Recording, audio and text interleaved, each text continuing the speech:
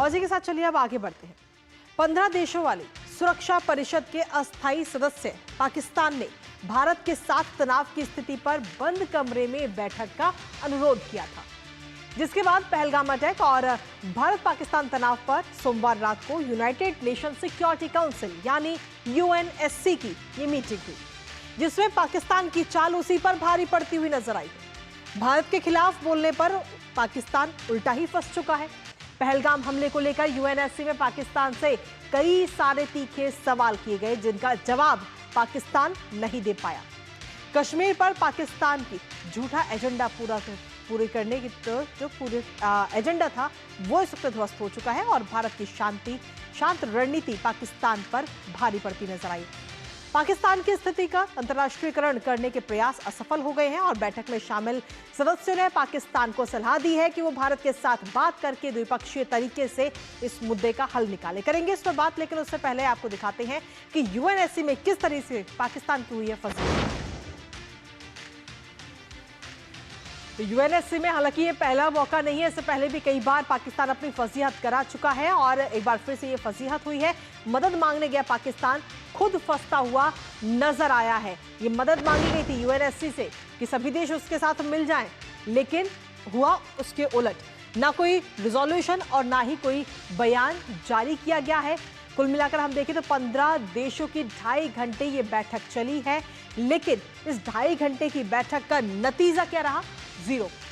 सुरक्षा परिषद में पाकिस्तान को फटकार भी लगाई गई है और किस तरीके से ये फटकार लगाई वो भी आपको बताएं, क्योंकि यूएनएससी ने पाकिस्तान के दावे को सिरे से खारिज कर दिया। सभी सदस्यों ने पहलगाम हमले की कड़ी निंदा की है। पहलगाम में जो हमला हुआ था उस हमले की निंदा करते हुए नजर आए। इसके साथ ही आपको बता दें कि एलटी की भूमिका पर पाकिस्तान से कई सारे सवाल इस वक्त किए गए हैं। पाकिस्तान पर हालात बिगाड़ने का भी आरोप इस दौरान लगा। यूएनएससी में जब भारत के खिलाफ आवाज उठा रहा था तब वो चौतरफा घिरता हुआ नजर आया। जो सवाल उससे किए गए उनका जवाब पाकिस्तान नहीं दे पाया और पाकिस्तान पर हालात बिगाड़ने का भी आरोप इस वक्त अब लग चुका है। इसके साथ ही कश्मीर को अंतर्राष्ट्रीय मुद्दा बनाने की जो साजिश थी पाकिस्तान की, वो एक बार फिर से फेल होती नजर आई है। यूएनएससी ने पाकिस्तान को भारत से सीधी बातचीत करने की साफ तौर पर सलाह दे दी है कि आप भारत के साथ बैठिए और इसका कोई हल निकालिए। पाकिस्तान की राजनयिक चाल जो है वो उल्टी पड़ती हुई बीते कल यूएनएससी में नजर आई, लेकिन इसके साथ ही कई सारे सवाल भी पाकिस्तान से पूछे गए हैं। क्या है वो सवाल, एक बार वो भी आपको बताते हैं। पहलगाम हमले में भूमिका को लेकर ये तीखे सवाल पाकिस्तान से किए गए हैं। यूएनएससी में ये सवाल पूछा गया कि लश्कर-ए-तैयबा यानी कि एलटी का आखिर रोल क्या है। ये सवाल यूएनएससी में पाकिस्तान से पूछा गया, जिस पर पाकिस्तान जवाब नहीं दे पाया है। 26 मौतों पर पाकिस्तान जो है कोई जवाब नहीं दे पाया। पाकिस्तान का झूठा प्रोपेगेंडा एक बार फिर से फेल होता हुआ नजर आया और कश्मीर को अंतर्राष्ट्रीय विवाद पाकिस्तान की तरफ से बताया गया था यूएनएससी की इस बैठक में, लेकिन जब सवाल उनसे किए गए तो वो जवाब नहीं दे पाया। सिंधु जल संधि पर भारत को घेरता हुआ नजर आया पाकिस्तान, लेकिन पाकिस्तान की ये कोशिश भी पूरी तरह से नाकाम रही। भारत के सैन्य रुख को उकसाने वाला बताया गया है पाकिस्तान की तरफ से कि भारत का जो सैन्य रुख है वो उकसा रहा है और ऐसे में यूएनएससी ने पाकिस्तान की एक बात नहीं सुनी और उल्टा फटकार लगा दी है। यानी कि कुल मिलाकर एक बार फिर से फजीहत पाकिस्तान की हुई है। इसके साथ ही भारत की कूटनीति के आगे आखिर घुटने कैसे टेके हैं वो एक बार नजर डालते हैं। भारत की सदी हुई कूटनीति ने ही पाकिस्तान की जो बाजी है वो मारती है सीधे तौर पर और यूएनएससी से भारत की चुप्पी जो है वो भारी पड़ती हुई नजर आई, क्योंकि भारत एकदम शांत रणनीति के साथ आगे बढ़ रहा था और इस दौरान ये शांत रणनीति भारत की उसको काफी फायदेमंद हुई और पाकिस्तान के लिए काफी नुकसानदायक। पाकिस्तान की जो हर चाल है वो सीधे तौर पर बेअसर नजर आई। सैयद अकबरुद्दीन का कहना है कि पाकिस्तान सिर्फ भ्रम फैलाता है। ये बात सैयद अकबरुद्दीन की तरफ से कही गई है। यूएनएससी सदस्यों ने संयम और संवाद की बात को दोहराया है कि संयम से काम लिया जाए और संवाद करके इसका हल निकाला जाए। ये बात यूएससी की तरफ से की गई। पाकिस्तानी राजदूत की तरफ से फर्जी विक्ट्री क्लेम भी की गई है और उनकी तरफ से कहा गया है कि मकसद पूरा हो गया है, चर्चा हो गई है और मीडिया के सामने खुद इसको सफल उनकी तरफ से बताया गया।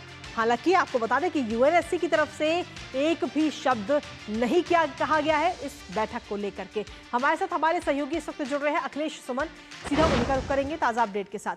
अखिलेश, सीधे तौर पर पाकिस्तान ना तो बाज आ रहा है और उल्टा यूएनएससी में बार बार फटकार लगने के बाद फिर भी पहुंच जाता है बेशर्मी की तरह।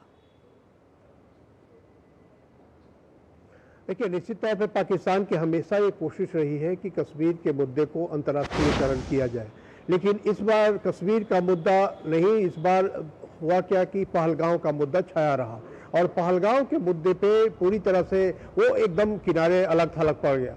अलग थलग इस रूप में पड़ गया कि लोगों को ये पता है कि 26 लोग जो मारे गए वो निरपराध आदमी थे, उनका न सेना से कोई संबंध था, न पैरामिलिट्री फोर्स से कोई संबंध था, वो महज एक सैलानी थे और उस सैलानियों का धर्म पूछ कर अगर हत्या की जाती है तो ये पूरे दुनिया के लिए चुनौती है कि इस तरह का आतंकवाद अगर होगा तो दुनिया में कोई भी सुरक्षित नहीं है। इसीलिए संयुक्त राष्ट्र सुरक्षा परिषद की जो 15 सदस्य हैं, उन 15 सदस्यों में अलग अलग तरह के सवाल पूछे और उन सवालों पे पाकिस्तान का कोई जवाब नहीं था। पाकिस्तान यह बताने की कोशिश कर रहा था कि वो जो पहलगांव की घटना है वो भारत ने खुद कराई है, जिसको कि सभी देशों ने नकार दिया। उनकी इस थ्योरी को कोई लेने वाला नहीं था, कोई मानने वाला नहीं था।